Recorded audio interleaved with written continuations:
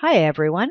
Today I'm going to look at adding more playlists and channels to your YouTube account. Think of the channel as a network like HBO or NBC. Playlists are like folders on your computer, keeping similar items grouped together. A business may want more than one channel and several playlists targeted to specific audiences. Adding them is easy. Let's take a look. I'll click on Library to see my playlists. These can include my content as well as others' videos.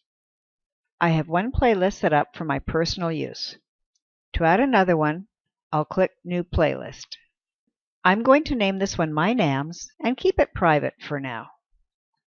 Next, I'll add a video. Playlist Settings allows me to adjust the privacy of the playlist and adjust the order of the videos. I can also define rules for automatically adding videos to the playlist. Let's move on to creating new channels.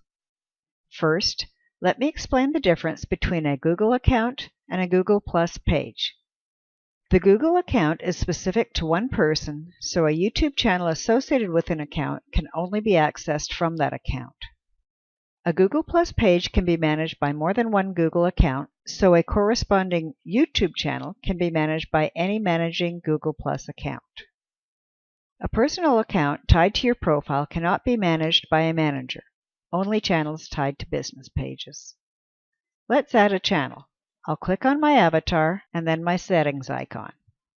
From the bottom of the overview page, I'll choose See All My Channels. If I create a new channel, YouTube will create a new Google Plus page for it. If I have already created Google Plus pages that are not associated with YouTube channels, I can choose one of them. You may have noticed that when I clicked on my avatar, I could switch between my accounts. I can manage up to 200 channels, but can only use one channel at a time. YouTube and Google Plus are fully integrated and adding more functionality every day. Linking channels with Google Plus pages and creating focused playlists are two ways to harness this power. I'll look at more features in future videos. Thanks for watching.